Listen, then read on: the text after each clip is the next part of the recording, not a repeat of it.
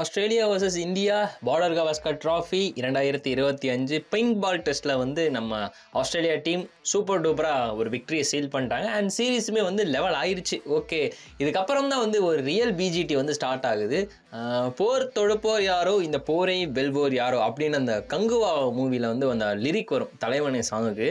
அது மாதிரி தான் இப்போது 1-on-1 இருக்குது. ஸோ அந்த 1-on-1க்கு அப்புறம் வந்து அடுத்த பிச்சு, அடுத்த கிரவுண்டு, மிகப்பெரிய ஒரு கிரவுண்ட் பிரிஸ்பேன். ஸோ அந்த பிரிஸ்பேனை பொறுத்த வரைக்கும் வந்து பார்த்தீங்கன்னா பிச்சு கண்டிஷனே மோசமாக தான் இருக்கும். எங்கே எப்படி பிஹேவ் பண்ணுனே தெரியாது. ஒரு சில நேரம் வந்து பயங்கரமாக வந்து ஒரு பவுன்ஸி இதாகும். ஒரு சில நேரம் வந்து ஒரு எக்ஸ்ட்ரா பவுன்ஸை தவிர்த்து ஒரு எக்ஸ்ட்ரா பேஸுமே வந்து லீட் பண்ணக்கூடியதாக இருக்கும். ஸோ அப்படின்னு இருக்கிறப்ப வந்து இந்த பிரிஸ்பேனில் விராட் கோலி இந்த பிரிஸ்பேன் டெஸ்ட்டுக்காக எக்கச்சக்கமான பயிற்சியில் வந்து ஈடுபட்டுக்கிட்டு இருக்காரு. அண்ட் அது மட்டும் இல்லாமல் அது ரிலேட்டடாக ஹர்பஜன்மே வந்து ஒரு விஷயம் வந்து மென்ஷன் பண்ணியிருந்தாரு.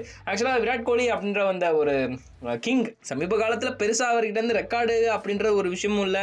ரெக்கார்டை விடுங்க, பேட்டிங்கில் வந்து பெருசாக அவர் நம்ம செஞ்சு எதுவுமே பார்த்ததில்ல. ஃபர்ஸ்ட் டெஸ்ட்லேருந்து ஓகே ஒரு 100 அடிச்சார். ஆனால் என்ன சொல்கிறாங்கன்னா எல்லாருமே வந்து இவர் வந்து ஒரு 8 மேட்ச் சொதப்பிறாரு, 2 மேட்ச் 100 அடிக்கிறாரு, பெரிய ஸ்கேம் பண்ணிட்டு இருக்காரு, 2 மேட்ச் 100 அடிச்சுட்டு அப்படின்ற மாதிரி வந்து எல்லாருமே வந்து சொல்லிட்டு இருக்காங்க. ஸோ அப்படி இருக்க போகும்போது அடுத்த பிரிஸ்பேன் டெஸ்ட்டில் வந்து ஒரு பவுன்சர்களை எதிர்கொள்கிற மாதிரி எக்கச்சக்கமான விஷயங்கள் பண்ணிட்டு இருக்காராம். அண்ட் இது ரிலேட்டடாக வந்து பார்த்தீங்கன்னா ஹர்பஜன் வந்து ஒரு விஷயம் சொல்லியிருந்தாரு.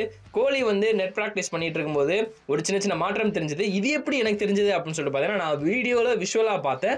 அதில் வந்து பார்த்தீங்கன்னா கிட்டத்தட்ட இந்த பிரிஸ்பேனில் வந்து ஆடுகளம் வந்து அதாவது பிச்சு வந்து எப்படி இருக்குன்னு பார்த்தீங்கன்னா பந்து வந்து பவுன்ஸ் அதிகமாக இருக்கும், அதே மாதிரி பேஸ் ஃப்ரெண்ட்லியாக இருக்கும் அப்படின்ற மாதிரி வந்து மென்ஷன் பண்ணியிருக்காங்க. அண்ட் அது மட்டும் இல்லாமல் இதோட காரணமாக Ricky Ponting, Justin Langer, Hayden, Sehwag, so இவங்க எல்லாமே வந்து மேக்ஸிமம் பேக் ஃபுட்டில் வச்சு தான் வந்து நிறைய பேர் விளாடுவாங்க. ஸோ முக்கியமாக இந்த பிச்சில் மட்டும் அதனாலே வந்து பார்த்தீங்கன்னா பவுன்சர்கள் வந்து சமாளிக்க முடியும். ஸோ இந்த ஒரு காரணத்தினாலே தான் வந்து மேபி விராட் கோலி வந்து இந்த ஒரு நெட் ப்ராக்டிஸ் பண்ணுறாரோ அப்படின்ற மாதிரிமே வந்து தோணுது. முக்கியமாக மேட்ச் டே இல்லாமல் அன்னைக்கு வந்து ஒரு ப்ராக்டிஸ் டேவுமே இல்லாமல் ஒரு பிரேக் டேவாக இருக்கும் பட்சத்தில் அன்னைக்கு கூட மனுஷன் போய் ப்ராக்டிஸ் வந்து பண்ணியிருக்காராம். ஸோ அதனால் விராட் கோலி இந்த காயப்பட்ட சிங்கத்தோட மூச்சு கர்ஜனையோட பயங்கரமாக இருக்கும் அப்படின்னு அந்த டயலாக் மாதிரி விராட் கோலி அதுதான் பிளான் பண்ணுறாரோ அப்படின்ற மாதிரி தான் இருக்குது. பார்க்கலாம், விராட் கோலி கம்பேக் கொடுத்தா இந்தியா டீமுக்கு நல்லது தானே.